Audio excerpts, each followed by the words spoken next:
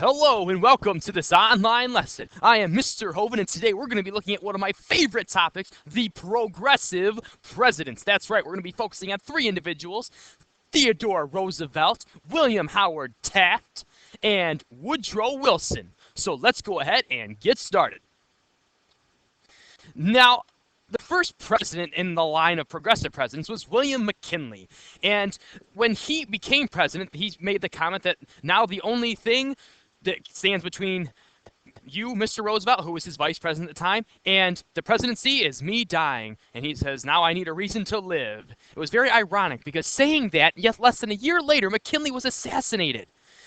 And his term came to an end, and Roosevelt must take up the reins. Now, something interesting about Roosevelt: one, when he heard the news about McKinley's assassination, he was in the Adirondack Park.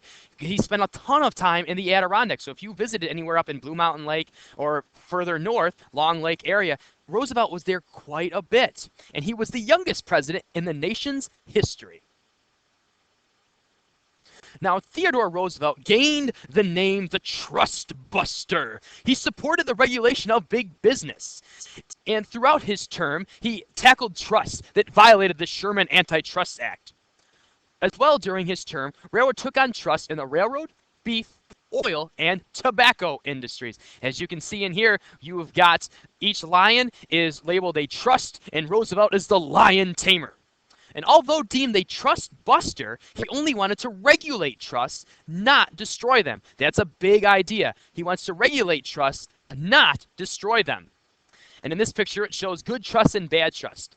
Roosevelt grouped trusts into good and bad groups, and the bad trust he would work to regulate stricter, while the good ones he believed worked for the betterment of the people, and he somewhat left alone. Now, early on in his term, there was the labor crisis in 1902. Pennsylvania miners who mined for coal were upset. They went on strike, over 100,000 workers. The workers wanted to negotiate with the owners, and the owners refused. They wanted to negotiate on pay, on breaks, and on time off, vacations. So they went on strike, and it dragged on and on and on. And Roosevelt invited union leaders and mine owners to the White House to work things out. He was furious with the owners and threatened to send in the federal troops to work the mines and take over what the companies once had owned. Finally, owners end up agreeing to the terms, and this was the first time. This is a huge thing. Big newsflash. Y'all got to listen. This is one of the big things about Roosevelt.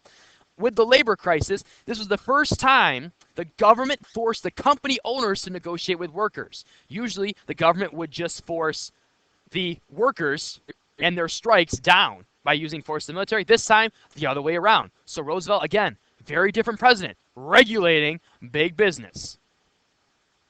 And Roosevelt believed in the square deal. And this square deal, it's up on my wall in my classroom if you ever want to read it. In 1904, he ran for president under the idea of guaranteeing everyone a square deal. He believed in a fair and equal treatment for all, equal protection of the government, equal protection of their rights as workers and as citizens, and his plan called for government regulation of business. Keep in mind, progressives wanted to regulate big businesses with the government, not completely own them.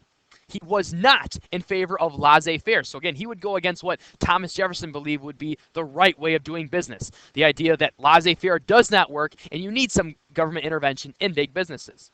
He supported the Meat Inspection Act and Pure Food and Drug Act, and this gave the power to the Department of Agriculture to finally be able to go in and inspect meatpacking plants like in Chicago that was written about in Upton Sinclair's book, and inspect drugs or medications that were being prescribed to people. One of the famous sayings is, a man who is good enough to shed his blood for his country is good enough to be given a square deal afterwards. More than that, no man is entitled to, and less than that, no man shall have. Theodore Roosevelt. Now, President Roosevelt, again, probably my favorite president. One of the big reasons, not just because he was a trust buster, he was a war hero, he was a progressive, he wanted to conserve nature. He was an avid hunter and avid fisherman. He had a lifelong enthusiasm for the great outdoors. He believed in conservation and protecting natural resources. He formed the U.S. Forest Service and National Conservation Commission. He pressured Congress to set aside millions of acres for national parks and sanctuaries. So parks like the Yellowstone National Park, Arches National Park in Utah. and the Adirondack National Park here in New York. He frequently visited the Adirondacks, and there is plenty of documentation and history in the Adirondack area about Theodore Roosevelt. And some things just absolutely outstanding. He once rode a bull moose across the lake, and he once chased a porcupine up a tree, just for some side stories about Teddy Roosevelt. Now, at the end of his second term, Roosevelt held true to what all presidents had before, only 2 terms as president, and he stepped down. His replacement was William Howard Taft. And although not as flashy as Roosevelt, Taft was able to continue his policies. Taft's administration won more antitrust cases in 4 years than Roosevelt's had in 7. He favored income taxes to collect money for the federal government on the people, and he upset Roosevelt by altering many of the conservation efforts to favor big business. Again, this was something that Roosevelt did not like. He was in favor of conservation, and Taft begins changing that to help big businesses. So we're fixing for a showdown. So Roosevelt decides enough is enough. He's making a comeback. By 1912, Roosevelt was fed up with Taft and challenged him for the Republican nomination for president that year. Roosevelt won all state primaries and had the support of many Republicans. However, Taft, he had the ace in his sleeve, had the support of the party leaders and big businesses. But he was given the nomination. So 1912, the Republican Party nominee is William Howard Taft. Furious about this, Roosevelt storms out of the National Convention and he forms a new party, the Progressive Party, based on progressive ideals. The Progressive Party nominated Roosevelt as their party's candidate for the 1912 election. This party was given the nickname the Bull Moose Party after Roosevelt once told a reporter who asked him about his health that he was as strong as a bull moose. So, Progressive Party, also known as the Bull Moose Party. So in the election of 1912, the Republicans nominated Taft, Progressives, Roosevelt, also known as the Bull Moose Party, and Democrats nominated Woodrow Wilson. The split in the Republican Party hurt both Roosevelt and Taft's chances. Wilson won a majority of the popular vote, but also won 435 of the 531 electoral votes and became the next progressive president. So during his tenure in the White House, Wilson passed the Federal Reserve Act, regulated banking. Again, if you remember J.P. Morgan, who was a big banker at the time, definitely had a lot of sway with the finances of the country.